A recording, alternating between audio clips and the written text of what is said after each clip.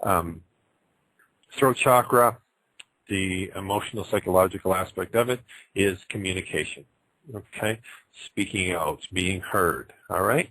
So the brow chakra is one of the ones we will talk about tonight. So the brow chakra, if you kind of go with a horizontal band scenario and kind of, as I said, draw it around your forehead, yeah, I suppose it'd be headaches, maybe head, ears, that type of thing, eyes. You know what I found, though? The brow chakra tends to be thoughts, and our thought processes is where it seems to be more prevalent when I'm working with someone. And so, and I'll give you an example. So one of our foundational teachings that we teach through the Healing Center is a Japanese healing modality called Reiki. And so what often will happen if somebody comes in for a treatment, especially if it's, you know, at the end of a work day or something like that, so you'll have a lot on the go, doing different things. And they'll come in and I'll have one of the hand positions that we do, that we do here at the Healing Center is just we'll put our hands just underneath the back of their head, and they'll just rest their head in our hands. And often what we will feel is it's almost like a ping pong ball, if you will, that's bouncing back and forth in between our hands.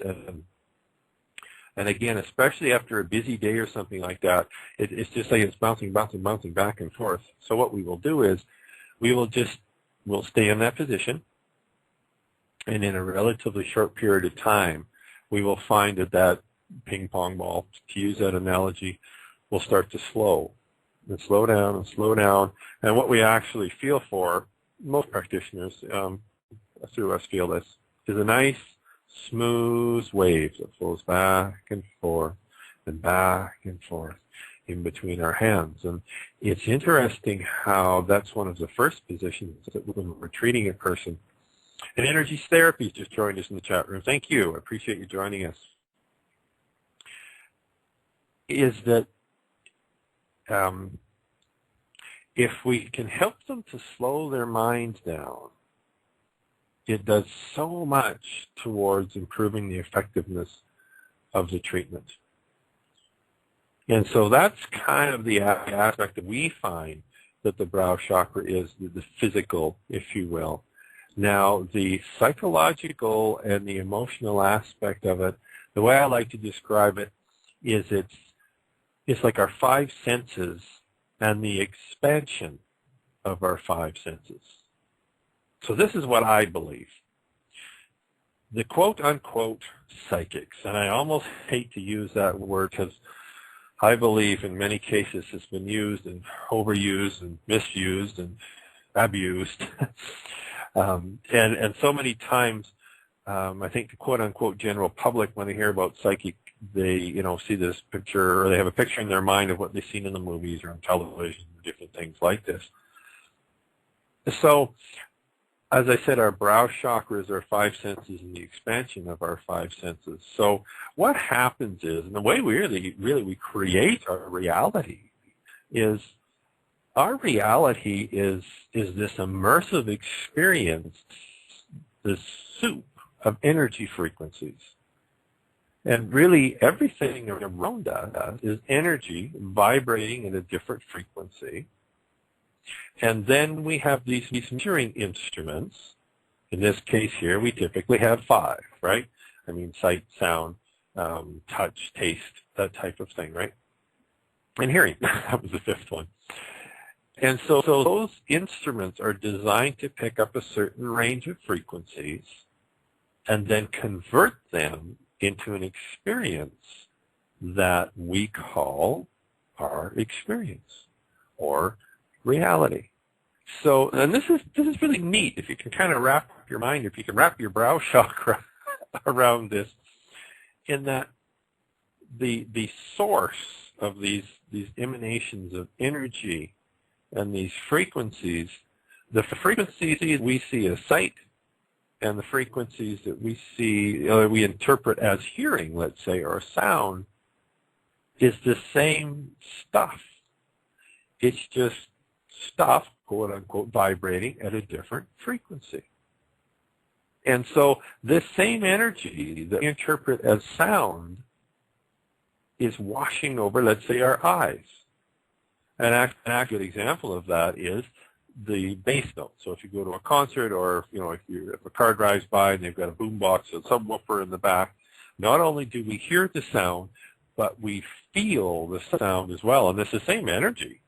It's just in that case there, it's strong enough that not only our ears picking that information up, converting into an experience, actually our body, is our sense of touch, if you will, is picking that up as well. And so we have this range. So our eyes are designed to pick up a certain range of frequencies, convert that into sight. Our ears convert that into sound, taste, etc., etc. What I believe, quote unquote, a psychic ability or an experience is simply expanding the range of frequencies that a particular measuring device, our eyes, our ears, our nose, whatever, can convert into an experience. And this is something that I find, I was going to say, interesting and sometimes almost comical, in that the people that, I don't know, if you talk about that, or they talk about, strange entities that, could see, and we had a question here earlier, what does a color blue mean? They could see colors around people. And I was like, oh boy, she's off the wall. I don't want to know nothing to do with that kind of stuff. I find it really interesting because it's almost like the young child who hides their head under the covers, and they figure, well, as long as I'm under the covers and I can't see out, then nobody can get me, kind of thing. And so you get these people that say, geez, I don't want to have nothing to do with that there aura stuff, kind of thing, right? Well, it's there. They just aren't seeing it. It's not like if they just pretend it's not there, it doesn't mean it's there. It's just the person that, in this case here, let's say they can physically see that color cast of blue. Actually, blue for me, anyway, to answer that question, means creativity. It also means flexibility.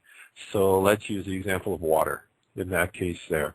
Now, water, if you throw a stone in the water, it'll kind of get the splashes and splashes and the ripples, but then it balances out and returns to that nice steady state very quickly. And so it's very flexible. It can sometimes, people that are blue are sometimes deemed to be easygoing. The other thing, though, is one of the most powerful forces of nature is water, because when you think about it, and up here, as I said, winter is starting to come across us. If water sort of leaks down into a crack in a rock and then freezes, it'll split that rock in two, and that's water. And so that's sort of what blue means to me. So the person that can see, let's say, the color of the aura around, an aura is just an energy field around each one of us, around all things really. All that's happening is they're allowing their eyes, which is receiving that information anyway, to convert that into an experience. And so for me, that is, quote unquote, if you will, all that a psychic ability or that type of thing is just being able to pick up those frequencies and convert them into an experience.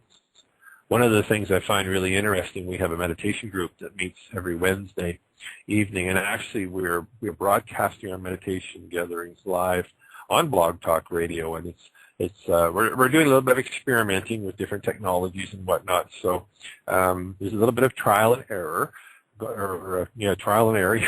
going on. But if you happen to be free, Wednesday, 7 o'clock Mountain Standard Time, we'd love to have you join us. And, of course, they're always archived as well. But as people remember how to be still, there's that awareness that blossoms up inside us. And I find meditation, and this is why I'm such a big believer in meditation, that it has a whole variety of benefits. One of them is, as we remember how to be still, and as we remember how to detach ourselves from our thoughts, because we are not our thoughts. Our thoughts are part of an experience, but we are not our thoughts. As we learn to be able to detach from those, then our awareness will naturally begin to expand, simply because we're not inundating our senses if you will, with all this extraneous information. It's kind of like clogging up the channels, if you will. And so one of the things I will find, and it's really common for our meditation folks, is